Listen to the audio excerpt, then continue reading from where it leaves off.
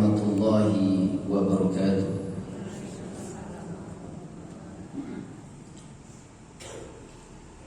Innal hamdalillah nahmaduhu wa nasta'inuhu wa nastaghfiruh wa na'udzu billahi min shururi anfusina wa min sayyiati a'malina. Man yahdihillahu fala mudilla lahu wa man yudlil fala hadiya lahu. Asyhadu an la ilaha illallah wahdahu la syarika lahu wa asyhadu anna Muhammadan 'abduhu wa rasuluh sallallahu alaihi wa ala alihi wa ashabihi wa sallam. Ya ayyuhalladzina amanu taqullaha haqqa tuqatih wa la tamutunna illa wa antum muslimun. Amma ba'du fa inna asdaqal hadithi kitabullah wa khairul hadi hadi Muhammadin sallallahu alaihi wasallam wa syarrul umuri muhdatsatuha fa inna kulla muhdatsatin bid'ah wa kulla bid'atin dhalalah wa kulla dhalalatin finnar. Ayyuhal ikhwah, Bapak Ibu, kaum muslimin wal muslimat, sidang Jemaah Maghrib kajian rutin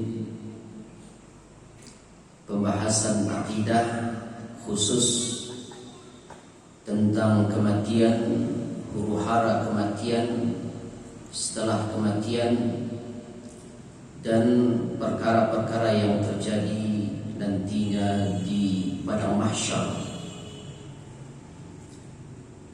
Kita masih membahas tentang alam barzakh. Pembahasan kita malam ini dan hari Rabu yang akan datang khusus tentang penyelenggaraan jenazah. Setelah selesai pembahasan penyelenggaraan jenazah selama 2 kali pertemuan ini, sekarang dan yang akan datang, maka kita kembali lanjutkan pembahasan tentang alam barzakh. InsyaAllah di hari Rabu yang akan datang akan kita adakan praktek penyelenggaraan jenazah. Praktek penyelenggaraan jenazah mulai dari cara memandikan, mengkafani, nanti ada yang dikafani, nanti juga ada yang dimandikan di sini di depan sana itu. Kita mandikan dia malam-malam dengan air hangat, bukan air dingin. Mensolatkan, kemudian takziah. Nanti Ustaz Wel akan bentuk tim, ya, tim penyelenggaraan jenazah. Siapa yang meninggal dunia di daerah kita ini, kalau ingin diselenggarakan secara sunnah, kita siap terjun, kita siap selenggarakan. Nanti dikemandoi Pak Wel, Ustaz Wel nanti. Tata cara penyelenggaraan jenazah ini adalah tata cara yang berdasarkan Al-Quran dan As-Sunnah dari hadis-hadis yang sahih, bukan tata cara yang selama ini kita praktekkan. Karena tata cara penyelenggaraan jenazah yang selama ini dipraktekkan oleh sebagian besar kaum muslimin keluar dari tata cara yang dicontohkan oleh Nabi SAW. Saya tidak mengatakan diri saya pandai, tidak. Saya tidak mengatakan diri saya pandai atau orang yang berilmu, tidak.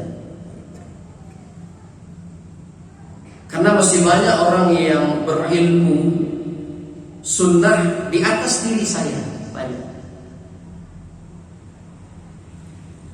Akan tapi kita berusaha. Kita berusaha untuk bertakwa kepada Allah Subhanahu wa taala. Kita sama-sama berusaha untuk mengikuti sunnah Nabi sallallahu alaihi wasallam agar amal kita adalah amal yang diterima oleh Allah Subhanahu wa taala. Nah, pada malam hari ini kita akan jelaskan terlebih dahulu tentang kewajiban orang sakit, wasiat, dan perkara-perkara yang terlarang di dalam penyelenggaraan jenazah. Ini dulu prakteknya minggu depan. Hari ini tentang kewajiban orang sakit, wasiat, dan perkara-perkara yang terlarang di dalam penyelenggaraan jenazah. Kaum muslimin muslimat rahimani rahimakumullah. Ketika seseorang sedang dalam keadaan sakit, maka kewajiban seorang muslim adalah menerima ketetapan dan takdir Allah Subhanahu wa taala. Kalau sakit, itu takdir Allah. Itu ketetapan Allah. Terima takdir itu. Terima takdir tersebut. Jangan sampai kita berprasangka buruk kepada Allah Subhanahu wa taala, tapi berbaik sangka kepada Allah Azza wa Jalla. Jangan sampai seorang muslim meninggal dunia dalam keadaan berburuk sangka kepada Allah Azza wa Jalla. Sebagaimana Nabi SAW bersabda, La yamutunna ahadukum, janganlah salah seorang di antara kalian meninggal dunia illa wa huwa yuhsinu dhanna billahi ta'ala, kecuali dia dalam keadaan berprasangka baik kepada Allah Azza wa Jalla. Rawahu Muslim. Karena prasangka baik kepada Allah Subhanahu wa taala ketika sakit, maka akan bisa memberikan rasa aman dari apa yang dia takutkan. Kan takut itu. Orang ketika sakit mau mati itu takut, khawatir. Prasangka baik kepada Allah Azza wa Jalla, prasangka baik husnudzan kepada Allah akan memberikan rasa aman dari yang dia takutkan. Sebagaimana Nabi SAW pernah menjenguk seorang pemuda yang sedang menghadapi sakaratul maut. Sedang mati, mau mati, sedang sakaratul maut, dijenguk oleh Nabi SAW. Lalu Nabi SAW bertanya kepada pemuda ini, Kaifa tajiduka? Apa yang kamu rasakan? Kata pemuda ini, Wallahi ya Rasulullah, inni arjullah. Demi Allah ya Rasulullah, sesungguhnya aku benar-benar berharap kepada Allah. Wa inni akhafu dhunubi, dan aku takut dengan dosa-dosaku. Aku berharap kepada Allah dan aku takut dengan dosa-dosaku. Takut dengan dosanya. Pemuda ini sedang sakit. Demi Allah ya Rasul, aku berharap kepada Allah dan aku takut dengan dosa-dosaku. Lalu apa kata Nabi SAW? Di dalam hati pemuda ini ada rasa harap dan takut, khauf dan roja, khasyah dan roja, rasa harap dan takut. di dalam hatinya ketika dia sakit mau meninggal.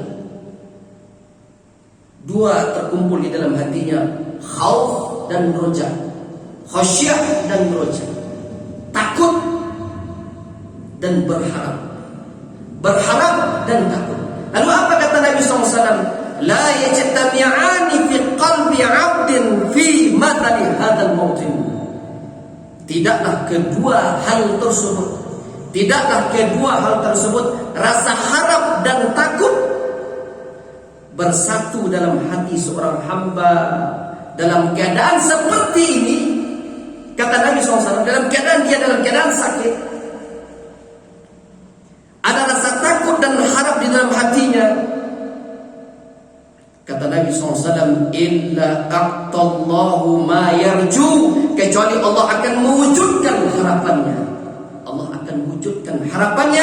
Wa ammanahum mimma yakhafu, dan Allah akan memberikan rasa aman dari apa yang dia takutkan. Apa yang ada dalam hati orang yang sakit ini mau meninggal? Rasa harap dan takut dengan dosa-dosanya. Ketika mati, mau meninggal, saya takut ya Allah, saya takut ya Rasulullah, saya berharap kepada Allah, saya takut dengan dosa-dosa. Lalu dia berharap dengan rahmat Allah Subhanahu wa ta'ala. Dan dia menghadirkan rasa takut ketika sakit. Berharap dengan rahmat Allah Subhanahu wa ta'ala dan menghadirkan rasa takut ketika sakit, maka akan memberikan rasa aman dari apa yang dia takutkan, dan Allah akan mewujudkan harapannya. Oleh karena itu, ketika sakit jangan mengharap kematian. Dia mati sudah, kalau udah sakit mana? Ya, ada orang lah sakit, kalau sakit dia mati sudah mulai gitu. Banyak itu. Ketika sakit tak tahu dia mati saja gitu. Ya kan? Jangan berharap kematian. Akan tetapi berharaplah akan rahmat Allah dan ampunan Allah Subhanahu wa ta'ala. Jadi kalau sakit apa? Berharap ampunan Allah, harap di dalam hati, berharap ampunan Allah, rahmat Allah, dan takutlah dengan dosa-dosa yang sudah kita lakukan. Jangan berharap mati.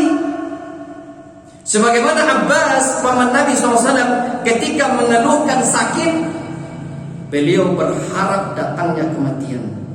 Abbas paman Nabi SAW ketika sakit, beliau berharap kematian. Kemudian Nabi SAW mengatakan kepada pamannya, ya ammi, wahai paman, la tatamanna al-maut. Wahai paman, jangan engkau mengharapkan kematian, kata Nabi SAW. Abbas ketika sakit berharap mati. Datang Nabi SAW, ya ammi, wahai paman, la tatamanna al-maut, jangan mengharapkan kematian. Sebab jika engkau, kata Nabi SAW, termasuk seorang yang baik, lalu ajalmu ditangguhkan sehingga engkau bisa menambah kebaikanmu, khairun laka, maka itu lebih baik bagimu. Seandainya engkau termasuk orang baik, ajalmu ditangguhkan, kamu bisa menambah kebaikanmu, khairun laka, itu lebih baik bagimu. Lalu apa kata Nabi SAW? Akan tetapi jika engkau termasuk orang yang buruk, lalu ajalmu ditangguhkan sehingga engkau dapat bertaubat kepada Allah Subhanahu wa ta'ala dari segala perbuatan burukmu, khairun laka, maka itu lebih baik bagimu. Oleh karena itu kata Nabi SAW, fala tatamanna al-maut, jangan sekali-kali engkau mengharapkan kematian. Jangan. Kalau sakit awak jangan berharap mati. Jadi kalau sakit jangan sekali-kali mengharapkan kematian, akan tetapi berharaplah rahmat Allah, ampunan Allah, hadirkan rasa harap itu di dalam hati ketika sakit. Akan Akan tetapi kalau terpaksa juga harus berdoa karena sakit yang luar biasa. Ada orang sakit itu tidak bisa menanggung. Sakit luar biasa, benar-benar tidak bisa ditanggung sakit itu, mengeluh terus. Kalau terpaksa juga harus berdoa karena sakit yang luar biasa ini tidak bisa ditanggung. Kalau ditanggung nanti bisa mencela takdir. Nah, ini bahaya, bisa kufur. Maka berdoalah sebagaimana doa yang diajak oleh Nabi SAW. Allahumma ahyini ma kanatil hayatu khairan li. Itu doanya. Allahumma ahyini ma kanatil hayatu khairan li. Ya Allah, hidupkan aku jika kehidupan ini baik bagiku. Wa tawaffani idza kanatil wafatu khairan li. Dan wafatkanlah aku, matikanlah aku jika kematian ini lebih baik bagiku. Al-Bukhari wa Muslim. Jadi boleh berdoa seperti ini. Kalau memang sakit yang ditanggung itu sakit yang luar biasa. Kalau ditanggung mengeluh, mencela takdir. Kalau terus bertahan di atas sakit ini, maka bisa bermudarat.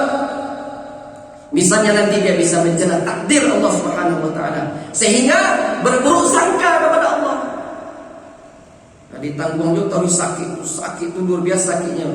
Berdoa boleh, berdoa seperti ini. Takutnya nanti mudarat, bisa mencela takdir, bisa buruk sangka kepada Allah Subhanahu wa taala. Siapa yang meninggal dunia dalam keadaan berburuk sangka kepada Allah Subhanahu wa taala, maka Allah akan memberikan kepada orang itu sesuai dengan apa yang dia sangkakan. Siapa yang meninggal dunia dalam keadaan buruk sangka kepada Allah, maka Allah akan berikan kepada orang itu sesuai dengan yang dia sangkakan. Sebagaimana Nabi SAW, sebagaimana firman Allah Subhanahu wa taala dalam hadits qudsi, "Ana 'inda dhanna 'abdi bi", kata Allah Azza wa Jalla. "Ana 'inda dhanna 'abdi bi". Aku itu, kata Allah, sesuai dengan prasangka hambaku kepadaku. Saya, kata Allah, aku, kata Allah, sesuai dengan prasangka hambaku kepadaku. Kalau saat sakit dan akan meninggal dunia, dia menyangka Allah tidak akan mengampuni dosanya, maka Allah tidak akan ampuni dosanya. Kalau saat sakit dan akan meninggal dunia, dia menyangka Allah tidak akan mengampuni dosanya, Allah tidak akan mengampuni dosanya. Kalau saat sakit dan akan meninggal dunia, dia menyangka Allah tidak akan menerima taubatnya, Allah tidak terima taubatnya.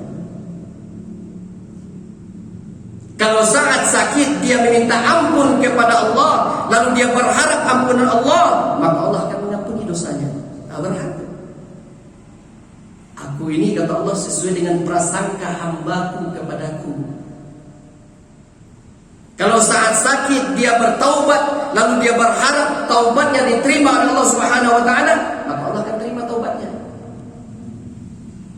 Nah itu. Aku, kata Allah, sesuai dengan prasangka hambaku kepadaku.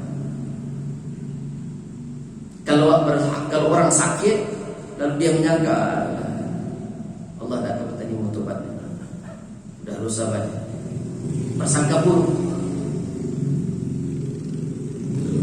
Nah ini bentuk husnudzon,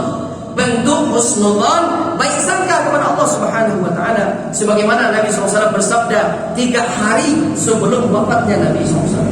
Nabi SAW bersabda 3 hari sebelum beliau wafat. Apa kata Nabi SAW? La yamutanna ahadukum, jangan salah seorang di antara kalian mati, jangan salah seorang di antara kalian meninggal dunia illa wa huwa yuhsinu billahi dhann, kecuali dia harus berbaik sangka kepada Allah.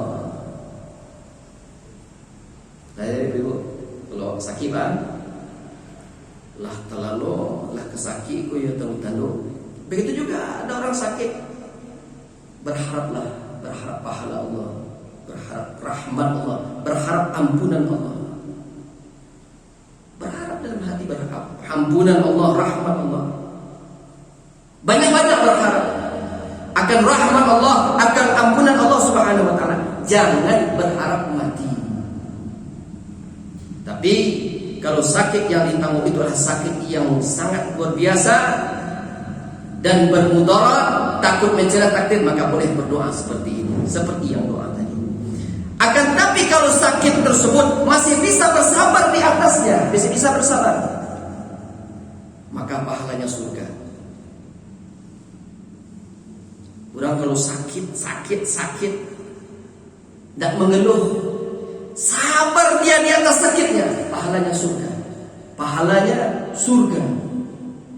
Sebagaimana Ibnu Abbas mengatakan kepada muridnya Atha bin Abi Rabah, tabi'in besar, murid Atha bin Abi Rabah, murid Ibnu Abbas, Atha bin Abi Rabah, seorang tabi'in besar. Apa kata Ibnu Abbas? Ala urika imra'atan min ahli jannah. Maukah aku tunjukkan wanita penduduk surga? Kata Ibnu Abbas kepada Atha bin Abi Rabah. Ya, mau. Kata Atha bin Abi Rabah. Kata Abbas, wanita yang berkulit hitam itu. Wanita yang berkulit hitam itu. Dia pernah datang kepada Nabi SAW. Kemudian dia mengatakan, ya Rasulullah, aku menderita penyakit ayan. Aku menderita penyakit ayan dan auratku selalu terbuka karena penyakit ayan ini. Fada'allah li. Maka berdoalah kepada Allah untukku. Berdoalah ya Rasulullah kepada Allah untukku. Ya Rasulullah, aku punya sakit ayan dan penyakit ayan ini selalu membuka auratku. Fada'allah li. Berdoalah kepada Allah untukku. Kata wanita ini kepada Rasul. Lalu apa kata Nabi SAW? In syi'ti sabarti walakil jannah. Kalau kamu mau bersabar dari sakit ini, bagimu surga, untuk kamu surga. Kalau kamu mau sabar, untuk kamu surga, kata Nabi SAW. Wa in syi'ti da'autullahi an yu'afiyaki. Tapi jika engkau mau, aku akan berdoa kepada Allah supaya menyembuhkan penyakitmu. Kalau kamu sabar, surga. Tapi kalau kamu mau, aku akan berdoa kepada Allah supaya menyembuhkan penyakitmu. Lalu apa kata wanita ini? Aku memilih sabar ya Rasulullah. Aku memilih sabar ya Rasulullah.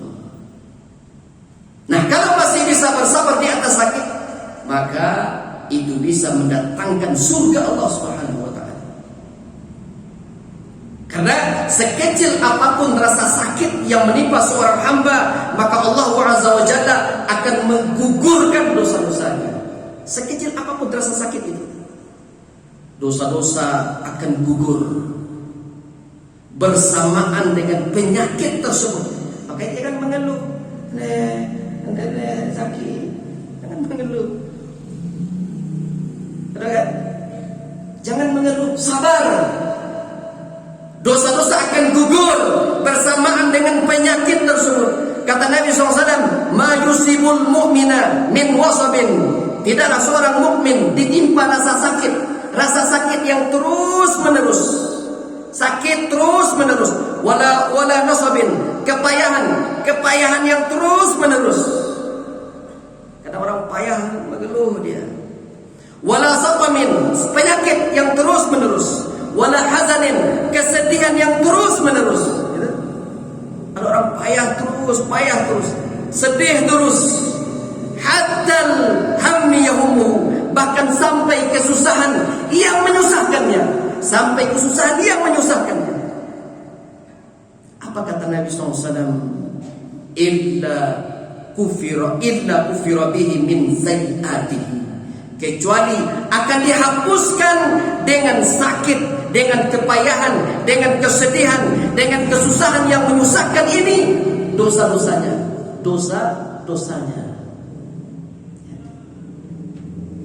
Sakit itu menggugurkan dosa. Kepayahan kita setiap hari menggugurkan dosa. Apalagi seorang suami yang mencari nafkah untuk istrinya, untuk anaknya, payah dia, dan kesusahan yang dia rasakan akan menggugurkan dosa. Makanya jangan pernah mengeluh. Aduh, ketik-ketik mengeluh, curhat ke orang, mengeluh begini, begini. Jangan pernah. Sabar. Kena penyakit, rasa susah, rasa sedih, itu akan menggugurkan dosa. Akan dihapus dosanya oleh Allah Subhanahu wa taala. Kaum muslimin rahimani rahimakumullah. Dan kalau sakit itu sudah benar-benar sangat parah, maka segera berwasiat dan tunaikan kewajiban. Nah ini, kalaulah betul-betul penyakit itu parah, udah nampak ini tanda-tanda mau mati, segera berwasiat dan tunaikan kewajiban. Kalau ada hutang, cepat lunasi. Kalau ada hutang, cepat lunasi. Karena orang yang berhutang dan tidak ada niat untuk melunasi hutangnya, orang yang berhutang dan tidak ada niat untuk melunasi hutangnya, maka pada hari kiamat nanti kebaikan-kebaikan orang yang berhutang tersebut akan diambil oleh orang yang menghutanginya. Diambil kebaikan-kebaikannya. Karena hutang itu ada dua macam, kata Nabi SAW. Hutang itu ada dua macam. Ad-dainu dainan. Ad-dainu dainan. Hutang itu dua macam. Hutang itu dua macam. Pertama, hutang yang diniatkan untuk dibayar. Yang kedua, hutang yang tidak diniatkan untuk dibayar. Pertama, hutang itu hutang itu dua macam. Pertama, hutang yang diniatkan untuk dibayar. Yang kedua, hutang yang tidak diniatkan untuk dibayar. Faman mata wa huwa yanwi qada'ahu.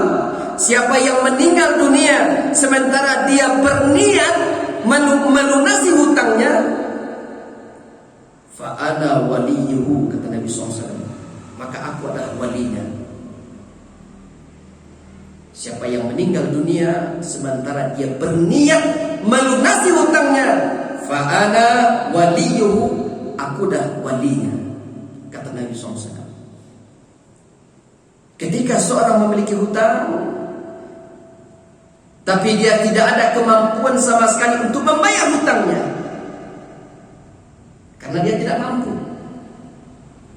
kemudian tiba-tiba dia meninggal dunia, maka Nabi SAW yang akan menjadi walinya. Dia ketika hidup sudah berusaha nyicil hutangnya, cicil, tiba-tiba mati belum lunas. Ahli warisnya juga miskin, gak bisa bayar, karena hutang wajib dibayarkan oleh ahli waris. Kalau dia mayit sudah meninggal dunia, kalau tidak dibayar ahli waris berusaha besar. Nah, kalau ada orang telah cicil hutangnya, tiba-tiba dia meninggal dunia dan belum lunas, kata Nabi SAW, tidak mampu dia bayar, aku dah walinya. Aku dah walinya, kata Nabi SAW. Bahkan Allah Subhanahu wa ta'ala akan melunasi hutang orang yang berniat melunasi hutangnya. Kalau tiba-tiba dia meninggal dunia dalam keadaan tidak mampu bayar hutang. Sebagaimana Nabi SAW bersabda, "Ma min muslimin yaddanu dainan," kata Nabi SAW. Tidaklah seorang muslim berhutang. Tidaklah seorang muslim pun yang berhutang. Ya'lamullahu minhu annahu yuridu ada'ahu. Lalu Allah mengetahui, Allah tahu bahwa dia berniat melunasi hutangnya, illa addahu Allahu anhu fid dunya, kecuali Allah akan melunasi hutangnya untuk dia di dunia. Rawi An-Nasa'i, Ibnu Majah, Ahmad bin Hakim. Ini Allah akan lunasi hutangnya di dunia. Kalau Dia berhutang, dia niat untuk melunasi hutangnya. Akan tetapi apa kata Nabi SAW? Wa man mata wa huwa la yanwi qada'ahu. Siapa yang meninggal dunia sementara dia tidak berniat untuk melunasi hutangnya, fadzakal ladzi yu'khadhu min hasanatihi, maka pelunasannya itu akan diambil dari kebaikannya. Pelunasannya diambil dari kebaikannya. Kapan itu? Pada hari kiamat. Diambil dari kebaikannya. Laisa yumaidin dinar wala dirhamun. Karena pada hari itu tidak ada dinar, tidak ada dirham, tidak ada dolar, tidak ada rupiah. Tidak bisa dibayar dengan dolar, dengan rupiah pada hari kiamat, kecuali dengan kebaikannya. Yang ada hanya balasan. Tidak ada dinar, tidak ada dirham. Yang ada hanya balasan dari amal-amal yang telah diperbuatnya. Kalau dahulu dia pernah berbuat zalim kepada si fulan dan si fulanah, maka membayarnya hanya dengan amal kebaikan.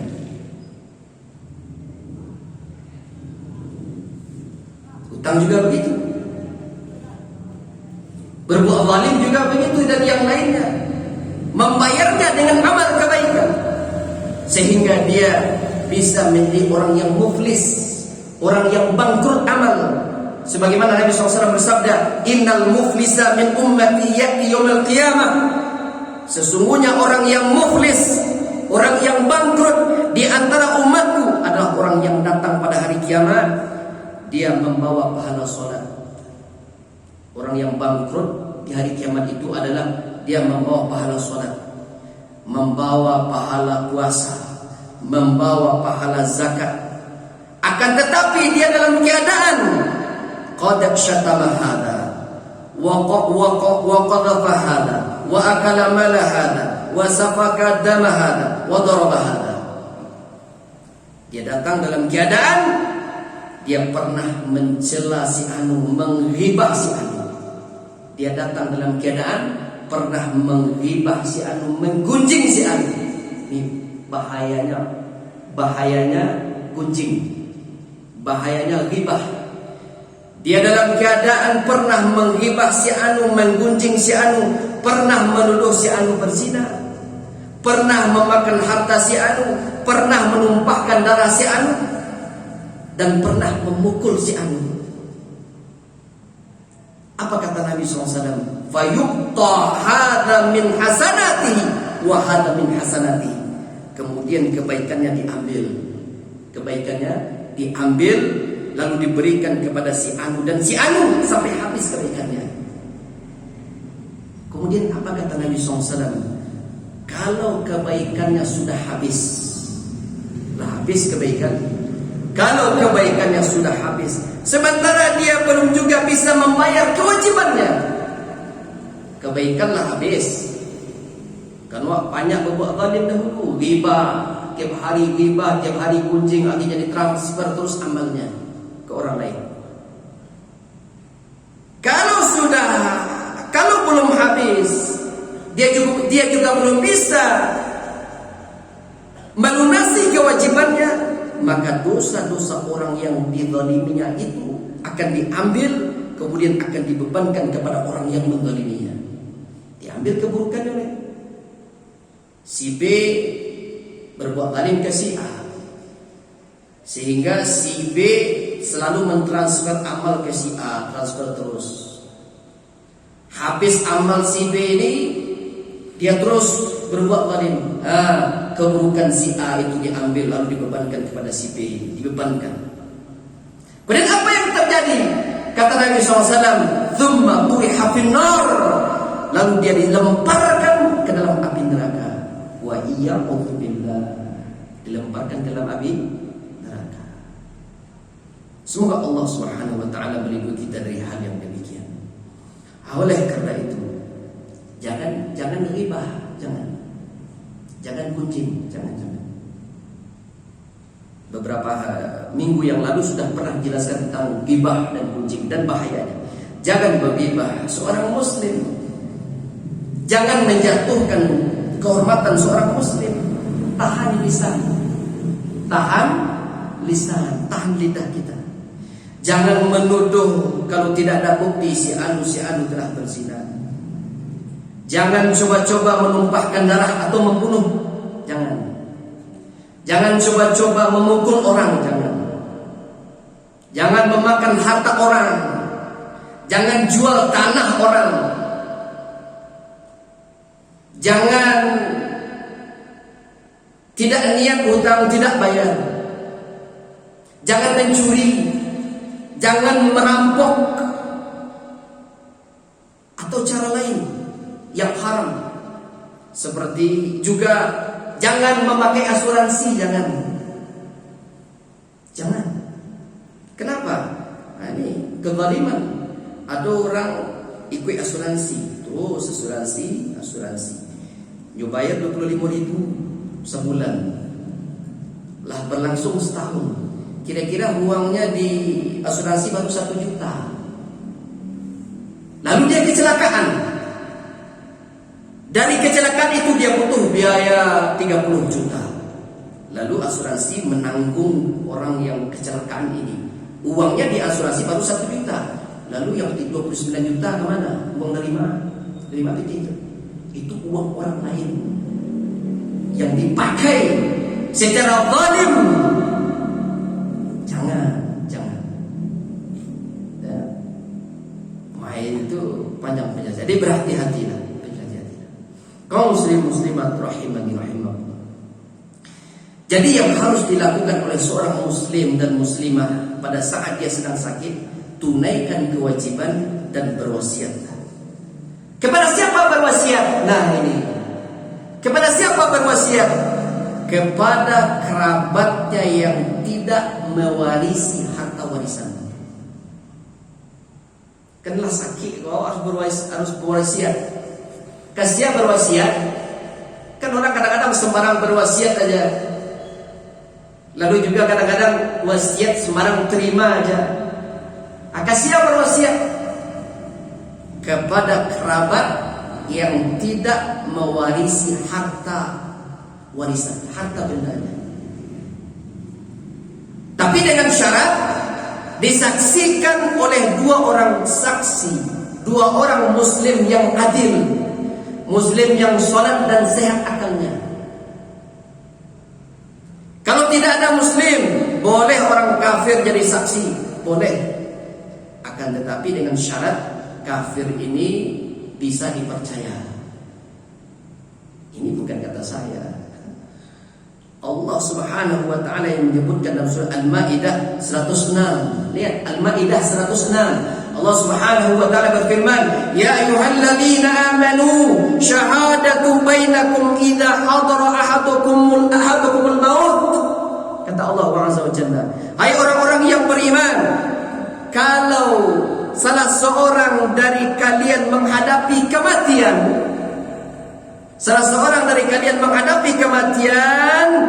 hinal wasiyah, sedang dia akan berwasiat, ithnani dawa adlin minkum," kata Allah, maka hendaklah wasiat itu disaksikan 2 orang yang adil di antara kamu. Berapa orang saksi untuk wasiat? 2 orang laki-laki. 2 orang laki-laki. Nah, 2 orang laki-laki. Au akharani min ghairikum, atau 2 orang yang berlainan agama dengan kamu. Boleh orang kafir kalau tidak ada muslim. Tapi dengan syarat kafir ini bisa dipercaya. 2 orang laki-laki saksi wasiat. Kalau tidak ada wasiat, batal wasiatnya.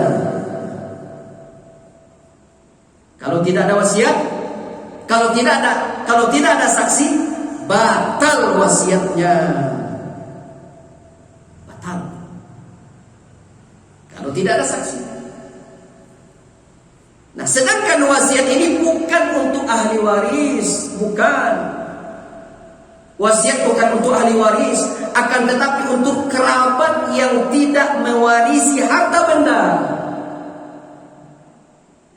Sedangkan wasiat untuk ahli waris sebagaimana yang Allah firmankan dalam surah Al-Baqarah 180, ada itu ayatnya. wasiat untuk ahli waris kepada orang tua dalam surah Al-Baqarah 180. Wasiat untuk ahli waris sebagaimana yang Allah firmankan surah Al-Baqarah 180, hukumnya sudah dimansukh. Ada dalam kajian usul fikih nasikh wal mansukh. Ayat itu hukumnya sudah dimansukh, sudah dihapus hukumnya oleh ayat-ayat Al-Quran tentang waris. Nah, dihapus hukumnya. Begitu juga yang dijelaskan oleh Nabi SAW ketika hajatul wada, ketika haji wada. Apa kata Nabi SAW? Innallaha qad a'ta kulla dhi haqqin haqqahu. Sesungguhnya Allah telah memberikan hak kepada setiap pemiliknya. Lalu apa kata Nabi SAW? Fala wasiyata liwaridi. Fala wasiyata liwaridin. Kata Nabi SAW, tidak ada wasiat untuk ahli waris. Nah, tidak ada wasiat untuk ahli waris. Nabi SAW mengatakan, fala wasiyata liwaridin. Tidak ada wasiat bagi ahli waris. Karena untuk ahli waris sudah ada aturannya oleh Allah Subhanahu wa taala tentang pembagian harta warisan. Sudah ada aturannya. Nah, lalu bagaimana cara pembagian harta warisan yang sesuai dengan sunnah Nabi SAW? Ini panjang. Bukan ini kajian kita. Panjang ini masalah ilmu faraid. Perlu papan tulis supaya paham. Ini panjang. Nah, kaum muslimin dan muslimat rahimani rahimakumullah. Jadi ketika seorang muslim sedang sakit, tunaikan kewajiban dan berwasiat. Kewajiban utama apa tadi? Utang segera lunasi. Kalau tidak mampu, ya ahli waris yang wajib bayar. Kemudian berwasiat. Nah, kalau sudah datang sakaratul maut, silahkan ditalkinkan. Talkinkan. Sebagaimana Nabi SAW bersabda, "Laqinu mautakum la ilaha illallah." Talkinlah, tuntunlah orang yang akan meninggal dunia di antara kalian dengan kalimat la ilaha illallah. Baca caranya, cara mentalkin. Ibnu Mubarak rahimahullah menjelaskan kepada kita, talkinlah la ilaha illallah kepada orang yang sekarat. Kalau dia sudah mengucapkan la ilaha illallah, sudah cukup. Yang diulang-ulang aja lagi. Allah nyucap, orang mati, kemudian ditalkin, bacalah la ilaha illallah. Sudah itu, sudah. Jangan diulang-ulang aja lagi. Cukup satu kali. Sebab kata para ulama, kalau talqin disampaikan secara terus-menerus, kemudian dipaksakan, ini akan menimbulkan kegelisahan kepada orang yang sedang sakaratul maut. Ditambah lagi dengan godaan syaitan, sehingga bisa nantinya menyebabkan su'ul khotimah, mati dalam keadaan buruk. Jadi kalau orang akan meninggal itu lawat talqin sekali, la ilaha illallah, sudah, jangan diulang-ulang lagi. Jangan diulang-ulang lagi. Jangan diulang-ulang lagi. Cukup satu kali. Dan orang yang berada di sekitar orang yang akan meninggal dunia tidak boleh ada satupun pembicaraan. Jangan heboh. Ya, anyam, diam saja. Orang meninggal lalu talqin la ilallah sekali, kemudian orang yang ada di sekitar itu jangan heboh, jangan mota, apalagi merangak, jangan. Sudah, diam semua yang ada di sekitar itu. Termasuk membaca surat Yasin, jangan baca Yasin. Termasuk membaca surat Yasin, karena hadis yang menyebutkan membaca Yasin kepada orang yang meninggal dunia, Iqra'u Yasin ala mautakum, bacakan surat Yasin kepada orang yang akan meninggal dunia di antara kalian. Hadis ini kata Al-Hafidz Ibnu Hajar Al-Asqalani, kemudian kata Imam Az-Zahabi, kemudian kata Ibnu Qattan, kemudian kata Imam An-Nawawi, ini para ulama hadis semuanya. Kemudian kata Syekh Al-Albani rahimahumullah, ada sanad hadis ini yang bernama Abu Uthman dan ayahnya. Abu Uthman, sanad itu mata rantai. Siapa yang membawa hadis kok? Si A, si B, si C, si D. Itu sanad namanya, mata rantai hadis. Sanad itu apa namanya? mato rantai A B C D. Kalau matan lafaznya innamal a'malu binniyat, itu matan namanya tuh, matannya. Yang membawa hadis itu sanad A B C, itu sanad hadis, mato rantai hadis. Ada sanad hadis ini yang bernama Abu Uthman dan bapaknya. Sementara tidak ada yang kenal, para ulama hadis tidak ada yang kenal dengan Abu Uthman dan bapaknya. Sehingga kata mereka hadis ini lemah sanadnya dan asing matanya. Lemah sanad, asing matan. Sanadnya goncang. Orang yang membawa hadis ini goncang sanadnya. Tidak ada satupun para ulama hadis yang mengenal Abu Uthman dan bapaknya. Sehingga hadis ini adalah hadis yang sangat lemah sekali, tidak boleh untuk kita amalkan. Nah, jangan baca-baca Yasin ke orang mati. Nah, jadi baca-baca Yasin ke orang meninggal. Tidak boleh. Karena hadisnya tidak sahih. Hadisnya tidak sahih. Tak boleh awak amalkan hadis yang lemah, tak boleh. Karena sanadnya terputus batu. A B C D pun tak siap. Si D pun siap. Tak dikenal orang. Hadis ini tidak sahih, tidak boleh kita amalkan. Hadis dhaif, hadis lama tidak boleh kita amalkan. Kalau minimal mau mengamalkan hadis, minimal hadis itu hasan. Ya. Hadis yang berkaitan dengan Yasin tidak sahih. Begitu juga hadis-hadis Yasin yang lainnya, tidak ada satupun hadis itu yang sahih. Kalau mau baca surat Yasin, silahkan baca surat Yasin tiap malam. Yasin wal Qur'anil Hakim, innaka laminal mursalin ala siratim mustaqim. Baca surat Yasin tiap malam.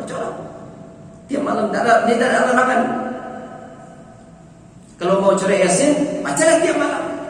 Jangan mengkhususkan hari membacanya. Jangan mengkhususkan tempat membacanya. Itu. Kalau nak baca Yasin, bacalah tiap malam. Tak ada larangan, silakan. Kan Al-Quran. Ya. Tapi jangan dikhususkan hari membacanya pada malam Jumat. Ngapain ibu Yasinan malam Jumat? Nanti ibu membaca surat Al-Kahfi, itu sahih hadisnya. Membaca surat Al-Kahfi sahih hadisnya. Tidak ada satupun hadis Yasin yang sahih. Jangan dikhususkan hari membaca. Kalau mau baca Yasin boleh baca tiap malam, tidak ada masalah. Tapi jangan dikhususkan membacanya, jangan dikhususkan tempat membacanya. Baik ketika orang meninggal dunia, di kuburan atau yang lainnya. Biarkan aja dulu, jangan usah terpengaruh dengan ini. Ini mengada-ngada ya. Jadi bagian sudah. Jangan mengkhususkan. Kalau kita khususkan membacanya atau kita khususkan tempat membacanya, maka kita sudah berbuat bid'ah di dalam Islam. Dan dosa bid'ah, kata Imam Ats-Tsauri, lebih dicintai oleh iblis daripada dosa maksiat. Dosa besar. Dosa bid'ah itu lebih dicintai iblis daripada dosa maksiat. Kalau awak khususkan membacanya pada malam hari Jumat, awak tempat bacanya ini, awak dah mengkhususkan ibadah. Sudah mengada-adakan sebuah ibadah. Sudah mengada-adakan sebuah ibadah yang tidak dicontohkan oleh Nabi SAW. Kalau awak khususkan tadi, karena Rasul tidak pernah mengkhususkan baca Yasin di malam Jumat. Rasul tidak pernah mengkhususkan baca Yasin di tempat-tempat kematian, di kuburan. Tidak ada contoh. Kalau mau baca silakan baca tiap malam, tidak ada masalah. Dan siapa yang mengkhususkan membacanya, maka dia telah membuat bid'ah yang besar. Nah, dosa bid'ah ini lebih dicintai iblis daripada dosa maksiat. Al bid'atu ahabbu ila iblisa minal maksiyah. Perbuatan bid'ah lebih dicintai oleh iblis daripada perbuatan maksiat, kata Imam Ats-Tsauri. Bapa itu kenapa seperti itu? Wal maksiyatu yutabu minha. Karena pelaku maksiat masih mungkin dia untuk bertaubat. Wal bid'atu la yutabu minha, dan sedangkan pelaku bid'ah sulit dia untuk bertaubat dari kebid'ahannya, sulit. Karena pelaku bid'ah meyakini bahwa apa yang dia lakukan itu kebenaran, kebaikan. Berbeda dengan pelaku maksiat. Coba tanya kepada pezina, zina itu haram atau bukan? Oh haram, haram. Dosa tak dosa? Coba tanya kepada orang yang minum khamar, dosa enggak minum khamar? Dosa enggak minum mengkonsumsi narkoba? Dia akan jawab, oh ya dosa, dosa. Tapi coba tanya kepada orang-orang yang suka tahlilan, tanya kepada orang-orang yang suka maulidan, tanya kepada orang yang suka selawatan. Tapi awak boleh tak ada selawatan-selawatan, sholat nariyah, sholat badar dan yang lainnya. Tanya kepada orang yang suka yasinan, coba tanya kepada mereka, apakah itu dosa atau bukan? Katanya bukan, bukan, itu kan kebaikan, kan kebenaran. Pasti itu jawaban. Pasti itu jawaban. Coba orang yang suka yasinan itu coba tanya, dosa enggak? Enggak. Ini kebaikan, ini kebenaran. Mereka menganggap baik sebuah perbuatan ibadah yang tidak pernah dicontohkan oleh Nabi SAW. Mereka menganggap baik sebuah perbuatan ibadah yang tidak pernah dicontohkan oleh Nabi SAW. Padahal itu adalah kesesatan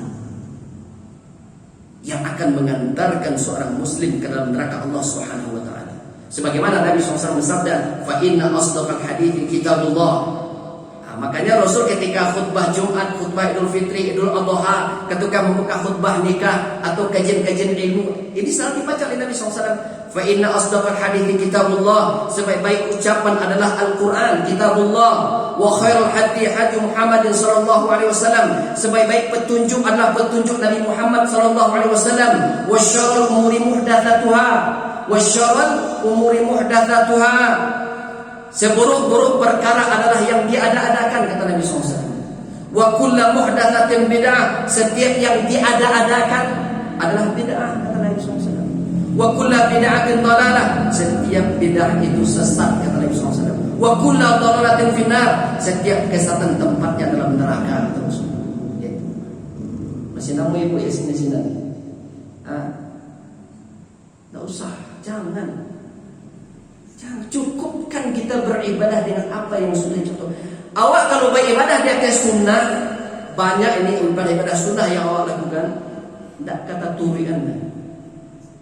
Awak ibadah yang di atas sunnah ini banyak, lah latih awak, bisa latih awak mengikuti. Ini bagaimana beribadah tapi tidak ada tuntunannya. Neraka tempatnya. Neraka tempat kembalinya orang-orang yang suka berbuat bid'ah. Ini adalah perkataan Nabi SAW. Neraka tempat kembali orang-orang yang suka berbuat bid'ah, ini perkataan Nabi SAW, bukan perkataan ustaz, bukan perkataan para ulama.